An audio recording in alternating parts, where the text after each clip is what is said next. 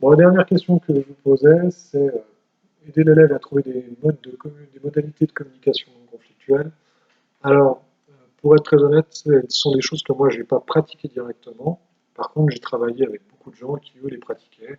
Et donc, je vais vous parler, non pas de ma pratique, mais des connaissances que j'ai là-dessus, en m'appuyant aussi sur les travaux d'autres personnes, même si, encore une fois, sans avoir pratiqué, j'ai quand même travaillé ces questions-là.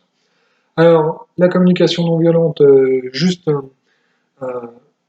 y a beaucoup de types de communication non violente qu'on peut ranger tout ça dans la communication non violente en général.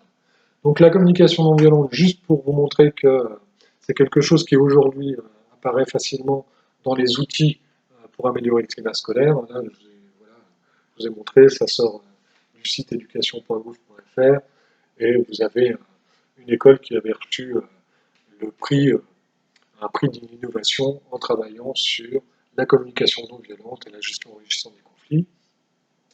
Vous avez chez Canopé une présentation avec des outils pédagogiques autour de la communication non violente selon le processus de Marshall-Rosenberg, avec là des explications, etc. Et puis je vous ai mis cette petite vignette-là qui apporte très peu de choses, hein, pour être honnête. Simplement, c'est le témoignage de Patrice Hulien, qui est enseignant au lycée technologique. C'était simplement pour vous montrer que ça peut être utilisé aussi bien avec des plus jeunes, avec des collégiens, mais même en lycée. Alors, si on rentre plus concrètement là-dedans, d'abord, je vais vous parler de l'assertivité, qui est un concept que moi j'ai découvert en travaillant avec Christophe Luxembourger, là aussi. Et donc j'ai emprunté les vignettes à Christophe. Trois styles relationnels sont souvent évoqués, et juste l'assertivité, c'est un concept qu'on travaille beaucoup chez les adultes, hein, et notamment en formation de coaching, de développement professionnel, etc. Mais je vous les mets aussi parce que ça peut vous servir aussi dans votre travail d'équipe. Alors, en général, on trouve trois styles relationnels qui sont souvent évoqués. Le style passif ou passif-agressif, qui est le style le plus courant. On cherche à éviter le conflit, mais rien ne s'arrange. On a le style agressif, qui cumule de l'agacement sans l'exprimer, puis impulsivement se met en colère sans rien résoudre non plus. Hein, ça vous parle, hein, quand vous pensez à des collègues ou à vous-même. Et puis, il y a un comportement qu'on dit assertif.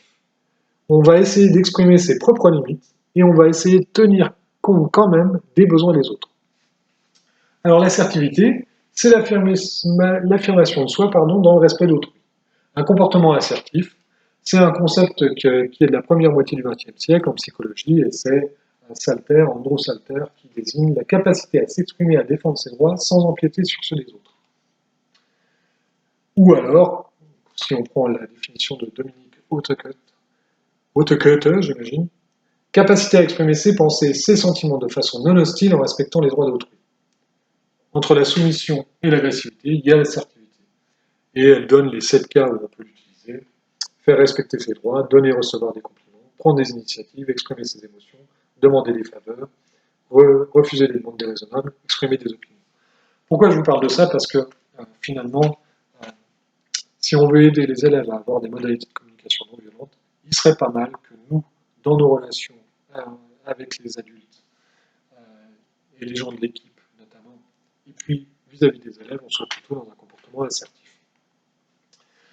Et puis je vais vous parler des messages clairs, les messages clairs qui sont très à la mode maintenant, qui est une façon finalement de décliner l'assertivité dans une méthode qui permet aux élèves en situation de conflit de pouvoir revenir à ce qu'ils ont fait et comment ils l'ont fait. Alors, il y a eu un conflit, on propose aux élèves de est-ce que tu veux faire un message clair? Il y a un médiateur qui vient. Et puis on rédige le message clair pour pouvoir dire à l'autre, quand tu as, on explique ce qui s'est passé, ça m'a fait, on explique ce qu'on ressent, je voudrais, on fait une demande claire.